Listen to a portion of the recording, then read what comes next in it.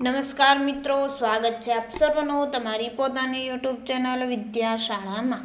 ધોરણ 5ની જે નવી સ્વ અધ્યયન પોથી આવી ચૂકી છે આપણી ચેનલ ઉપર. આ નવી સ્વ અધ્યયન પોથીના બધા જ વિષયના બધા જ પાઠના સંપૂર્ણ સોલ્યુશનના વિડીયો પ્લસ PDF બંને મૂકવામાં આવે છે, જેની લિંક નીચે ડિસ્ક્રિપ્શન બોક્સમાં આપેલ છે.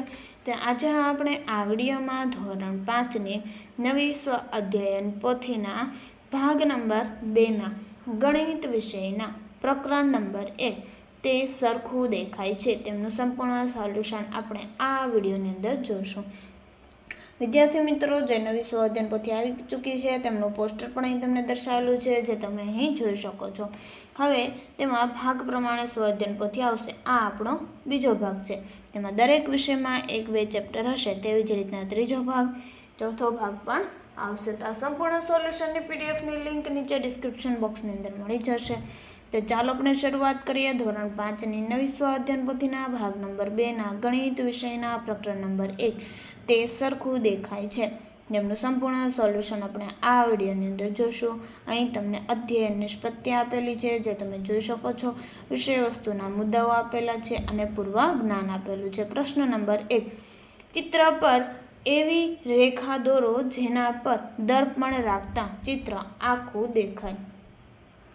તો નંબર 1ની અંદર, 2 અને 3ની અંદર તમે જોઈ શકો છો. એવી રીતના આપણને જે રેખા દોરેલી છે, જે બંને સાઈડ એટલે કે આપણે દર્પણ રાખીએ એટલે કે અરીસો રાખીએ તો બંને સાઈડ આપણે ચિત્ર કેવું દેખાય છે, એક સરખું જ દેખાય છે. તેવી જ રીતના 4 નંબર, 5 અને 6, ત્યાર પછી 7, 8 અને 9, ત્યારબાદ 10, 11 અને 12, ત્યારબાદ 13, 14 અને 15, ત્યારબાદ 16, 17 અને 18, ત્યારબાદ 19 અને 20. આગળ જોઈએ પ્રશ્ન નંબર 2, નીચેના આકારને 1/4 ફેરવવાથી અને 1/3 ફેરવવાથી કેવા દેખાશે તે દોરો. જોઈએ નંબર 21ની અંદર તમને દોરી અને બતાવેલ છે. ત્યાર પછી નંબર 22, ત્યાર પછી નંબર 23, ત્યાર પછી નંબર 24, ત્યારબાદ નંબર 25. આગળ જોઈએ પ્રશ્ન નંબર 3 કે આપેલ આકૃતિને 1/3 ફેરવવાથી જો તે પહેલા જેવી દેખાય તો ખરું અને ન દેખાય તો ખોટું દર્શાવો. તો 26 નંબર પહેલા જેવી દેખાય, હા. 27માં પહેલા જેવી દેખાય, 28માં પહેલા જેવી ન દેખાય, ખોટું. ત્યાર પછી 29માં પહેલા જેવી દેખાય તો ખરું. 30 નંબરમાં પહેલા જેવી ન દેખાય, ખોટું. 31માં પણ ન દેખાય, ખોટું. ત્યાર પછી 32માં પણ ન દેખાય અને 33 નંબરમાં પણ ન દેખાય. આગળ જોઈએ પ્રશ્ન નંબર 4, નીચેના આકારોને 1/6 ફેરવવાથી કેવા દેખાય છે તે દોરો. 34 નંબરની અંદર તમને અહીં જોઈ શકો છો દોરીને બતાવેલ છે. ત્યાર પછી 35 નંબરમાં, ત્યાર પછી 36 નંબરની અંદર, ત્યાર પછી 37ના.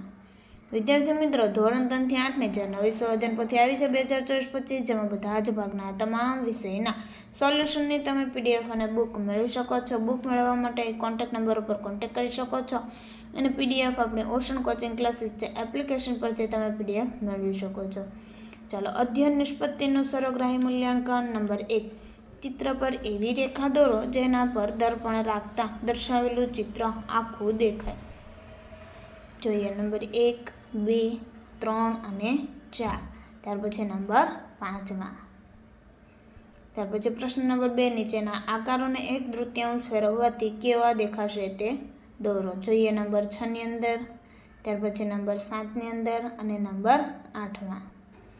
પ્રશ્ન નંબર 3, આપેલ આકૃતિને ઉદાહરણ મુજબ પૂર્ણ કરો. આપેલી જે આકૃતિ છે તેને ઉદાહરણ મુજબ આ રીતના પૂર્ણ કરવાની છે. તેવી રીતના નંબર 8, નંબર 9માં આપેલું છે અને નંબર 10ની અંદર આપેલું છે. તો વિદ્યાર્થી મિત્રો, આપણે ફરી મળીશું જે બીજા વિષયની નવી સ્વ અધ્યયન પોથીના સંપૂર્ણ સોલ્યુશન સાથે. આ વિડીયોની લિંક તમે તમારા મિત્રો દોસ્તોને જરૂરથી શેર કરજો, જેથી તે લોકોને આ સોલ્યુશનનો લાભ મળી રહે.